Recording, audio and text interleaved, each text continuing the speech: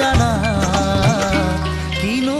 আবেগতে মিঠা সুবাসতে চিপ চিপ বৰষুণত তিতাৰে পৰা ধিপ ধিপ বুকু খনি কঁপিছে জানা কিনো